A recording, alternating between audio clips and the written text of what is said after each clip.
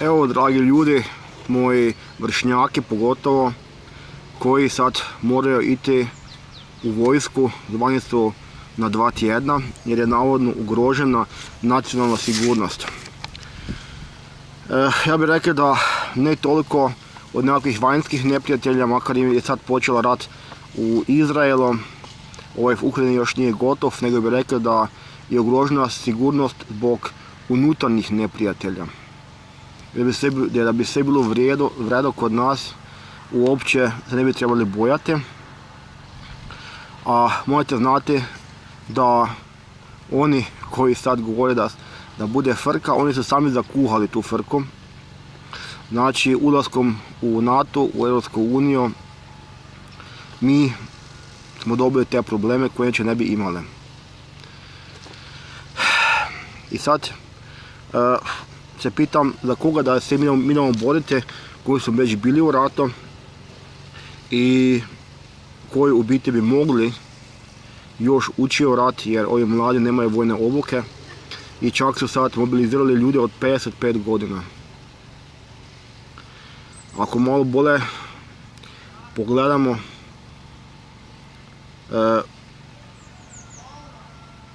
rekao bi da drugi put se ne dajte zajebati i prevariti kako su nas prevarili, na primjer, prije 30 godina u HVO.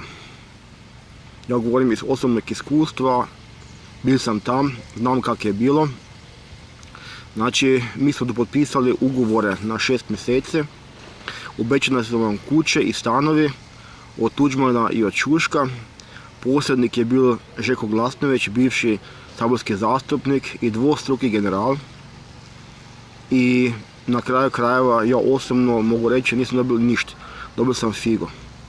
Čak i nemam status branitelja, jer sam navodno hrvatski državljanin, a ako bi dobil kakvu potvrdu da sam bil u Hercegovini, odnosno Bosni, onda bi to kao bilo da smo bili agresori u ratu i to kao mi ne daju. Bil sam sa vodom stranaca, znači strani dragovoljci dobivaju statuse, ali ja kao Hrvat ne, jer sam od početka rođenjem hrvatski državljanin. Tu nas je prevarila ta ekipa HDZ-a, zapravo vrh, ne neki blento tu u Ludbregu, Martina na vojnom odsjeku, nego vrh HDZ-a, Tuđman, Šušak, Glasnović. Tuđman je ovako inak bi Židov, Glasnović je Janjevac, tako da ne znam reći da su nas prevarili Hrvati. Moj otac je prije na njega govorio kaj bude ako izgubimo rat. Kaj nam budu onda ovi komunisti delali. Evo, to kaj nam upravo delaju. To nam budu delali. Zamenili su petokrake za šahovnice, glumili velike domoljube i nas onda preveslali da mi ili poginemo na prvoj crti i da onda budemo zadnja sirotinja. A sami sebi su pokrali firme. Možete znati da niti jedan jedini direktor nije dobio firmu za 1 kunu koji nije bio u komunističkoj partiji. Primjerice Maglić koji je imao firmu Meglite u Ameriki, jedan najboljih proizvođača baterija. On isto nije mogao u Hrvatskoj ili u Bosni otvoriti svoju firmu.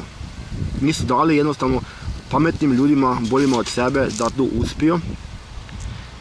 Znam da je Maglić dao ogromne količine, je donirao tih svojih lampi Hrvatskoj i još su poslije se te prodavaju na crnom tržištu jer su jednostavno ukradene.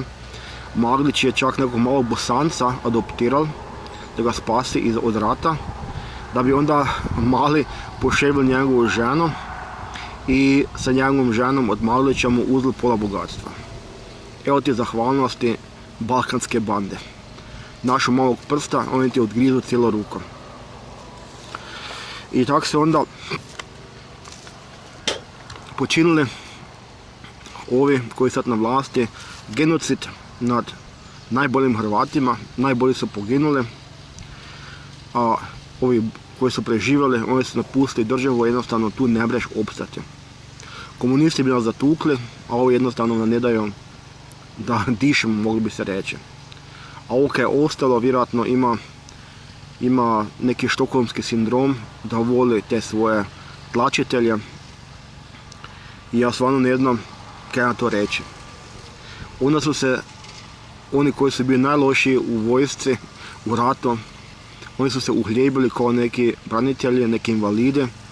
Koliko je bilo njih koji su jednostavno rekli da su dobili PTSP dok su tek krenuli na prvu crtu, da su pobegli iz autobusa i glumatali, znači nisu prvu crtu niti vidjeli i dobili su penziju koju dobivaju 30 godina. Da su to nekakve barabe sa sela, ok. Ne bi to prežvakao i da ih je malo, ali većina je takva. Mogu reći isto jedan primjer, pogledajte malo, naš župan Anđelko Stričak, 30 godina, ako se ne varam, prima vojnu invalidsku penziju, a prije tjedan dana se slika kako bere grožđe kod neke vinarije. Znači čovjek je radno sposoban, mogao je biti na tržištu rada, on je invalid. Mislim da je zamrznuo njegovu svoju invalidninu jer mu je plaća župana puno veća, a od 90-ih misli kao 20-godišnjak ideš u penziju i dobiš penziju koja je oko 4 puta veća nego plaća jednog običnog radnika. Pa jasno onda su se na najveće fufe lovili za takve koji su imali neke penzije, a puno je bilo njih kad su sami isto upucali da bi on dobili neku penziju. Tako da ti šatoraši i plinaši, to je jednostavno isto zlo koje onda isto, mi se njega moramo samo sramiti i ja jednostavno, meni isto dojde muka se uopće s takima uopće komunicirati i dojти nekakav kontakt. Da mislite malo, nekakve kuharice koje su kuhale za vojsku u pozadini dobili su status branitelja. Ja sam bio 6 mjeseci gdje je bilo najgorije kao jedni Hrvat u vodostranac jer nemam baš ništa, nemam figu nemam. Imate jednostavno sramota se uopće opuštati te nekakve dragovoljce, te nekakve udruge, jednostavno su ti nisu tvoj rang. I tu je onda bila ta izdaja sa najvišeg ranga, znači Tuđman, Šušak i ovi ostale. I oni povratnici koji su bili stariji od mene. Ja sam došao u rat kao srednjoškolac, ako su imali neku ustašku prošlost, već su bili aktivni, uglavnom su ubijeni na prvoj crti, znači dobili su metak od leđa od vlastitih ljudi. I sad morate isto znati, ovaj rat koji bude došao, ovaj ne bude kao Domovinski rat. U Domovinskom ratu je bilo tak da nikad do onda se nije se tak postupalo sa dezerterima. Sad u ovom ratu 90-ih niko ih nije dirao.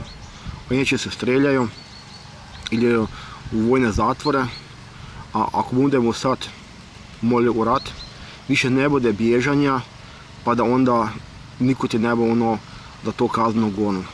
Ovaj put to bude pravi rat, kako u Drugom svjetskom ratu ili Prvom svjetskom ratu, budući da ja znam kako je onda bilo, jer to proučavam, moram vam samo reći da ne bude dobro i da najbolje uopće ne iti u rat ili se uključiti dragovoljno v neke.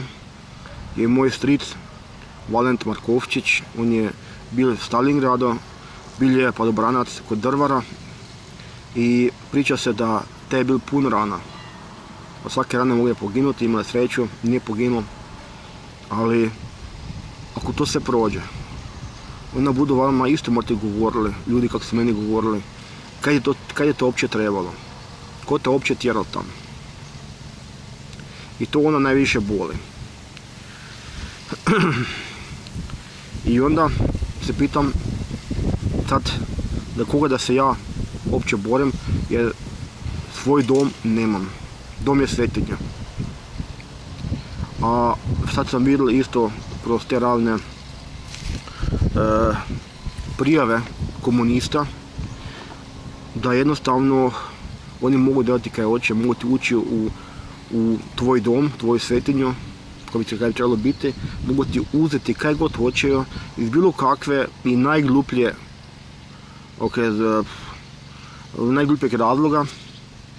Primjerice, Nevka Bogdanović, sutkinja DORH-a, ona je poslala doma pretres jer sam se slikao sa kuburom za upasače na Renesantnom festivalu, a zapravo imam dozvolu za glasno pucanje i za eksplozive. To je njoj bilo razlog da mi pošalje doma policiju pretres da me se rasture. I ona piše i u obrazloženju da postam sa YouTube-a tuđe filmove na svoj Facebook profil i svakakve ostale gluposti, više se sjećam uopće kaj, ali vidite koje razloge oni najdu da nas teroriziraju. Pa sam imao pretres zbog vođe antifašista i komunista Ludbrega Milivoja Dretara i onda dok nisu znali, nisu zapravo imali dovoljno da nekakvu optužnicu za kazneno djelo, onda su zmislili da je kod mene pronađen pištolj. I čak je ona načelnik policijske uprave potvrdio da nije nađen pištolj jer nije postojao i to nije uzeto u obzir da bi onda kasnije sudac pokrenuo novi postupak gdje sam onda morao na sud jer je uz to još nađeno u kući, znači od mog oca pokojnog, vjerojatno se to skril, kutija municije i neki metak zalutale od Kalašnikova. Znači to dvoje uopće nije dovoljan razlog za nekakav kazneni progon. Prvo sam osuđen, zatim sam oslobođen, da bi poslije dobio kaznu od 2000 eura. Evo mislim da, evo to mi je došlo sad, koje moram platiti u roku od 15 dana u državni proračun. Znači ja moram hrvatski platiti 2000 eura koje nemam, moću si uzeti valjda kredit na banke. Inače mi budu došli u kuću i budu mi radili ovrhe. Znači oni sebi uzimaju pravo da ti prvo dođe u kuću da bi te zajebavali, onda te maltretiraju godinama, da bi onda opet još od tebe neke uzeli, a takvi onda očekivaju da bi ti njih branili u ratu. Mislim, to jednostavno je suludo i mi smo stvarno budale ako bi se dali opet prevestati kao 90-ih. Dok smo mi onda davali još i razne pomoći Tuđmanu, ja sam osobno naistio Tuđmanu 100 marke, bio sam šegrt onda u Frankfurtu, jer jednostavno nismo znali koja je to banda. I onda, je to onda, znači mi nemamo ništa, a oni mogu raditi kaj hoćeju. Zadnji pretres koji je bil kod mene doma, ona mi je rekla, nisu ništa dirali, znači bili su fair ovaj put, rekla mi je, jeste li vi svjesni da smo mogli uzeti sve samo da smo htjeli. I sad bi trebalo biti kao zahvalan što to nisu. To vam isto veli da mi jednostavno tu u ovom sistemu nemamo nike. Mogu napraviti kaj hoćeju, kad hoćeju, koliko hoćeju i ti jednostavno tu se ne možete pomoći i zakaj bi onda išli mi koji stvarno neke vrijedimo pod nekim drugim mjerilima koje ovi ljudi ne razmeju, dakle bi mi ginuli za njih. Nek oni brane svoju imovinu jer mi nemamo ništa, a oni imaju sve. I sad, zakaj bi onda ja ili vi bili invalidi zbog njih?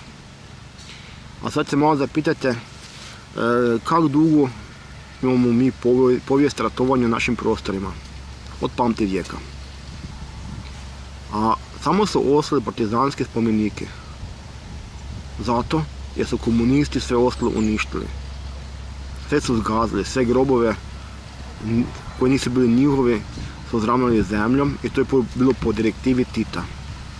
Ako odete u Mađarsku pre granice, budete našli spomenike iz Prvog svjetskog rata. Ondašnji komunisti to nisu uništili, a tamo je bio komunizam navodno mnogo tvrđi od jugoslavenskog.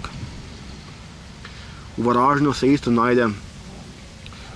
se našla onaj kamen koji je bio spomenik Prvog svjetskog rata.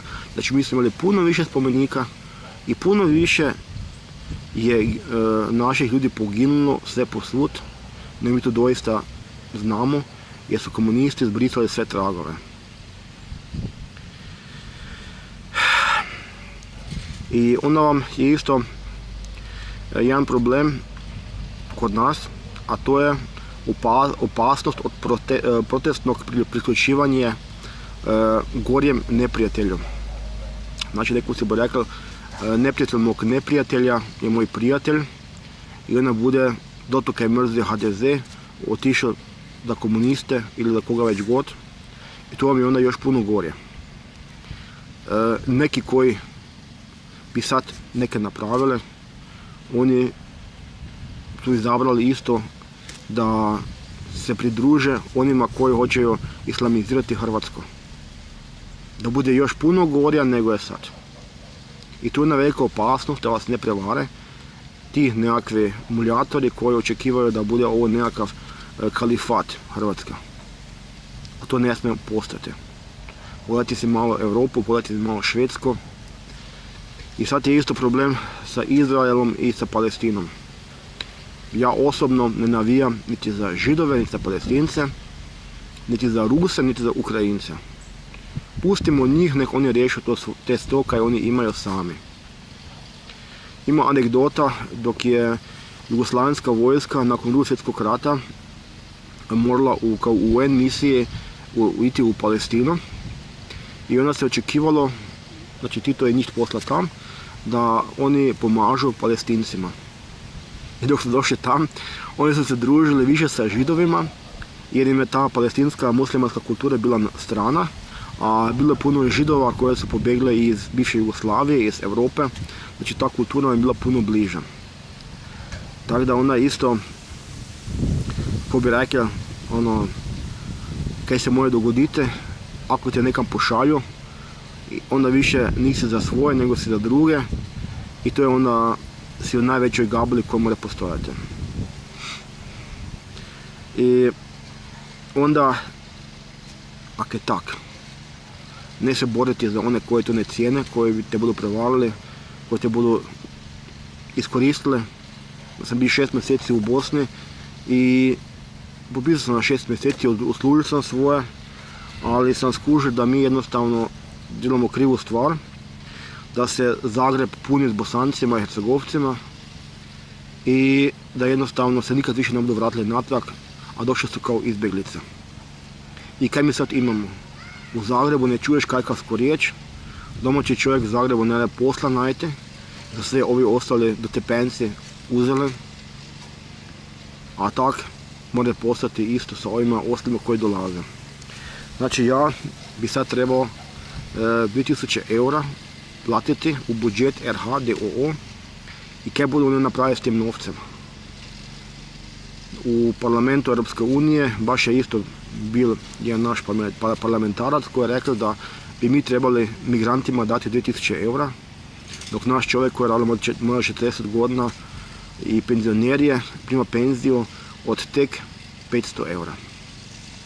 Znači ja bi sad isto morao postati veleizdajnik kad bi platio tih 200 eura da to dobije neki migrant ili ko već god.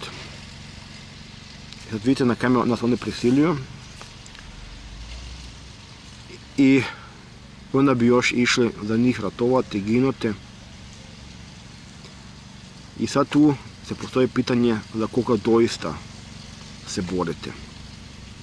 Za sebe, za svoje, za onima kojima treba pomoć i koji su ju zaslužili, ne zaslužljima.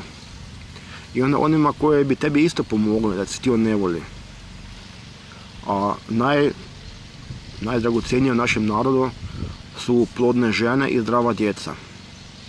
Jer to je najvrednije kaj ima naš narod i domovina. I da se obrane resursi samoodrživosti. A uvijek gledajte da u pravom trenutku činite ispravnu stvar. Ovo ostalo sve je skroz nebitno, štetno je čak i ne date se onda preveslati.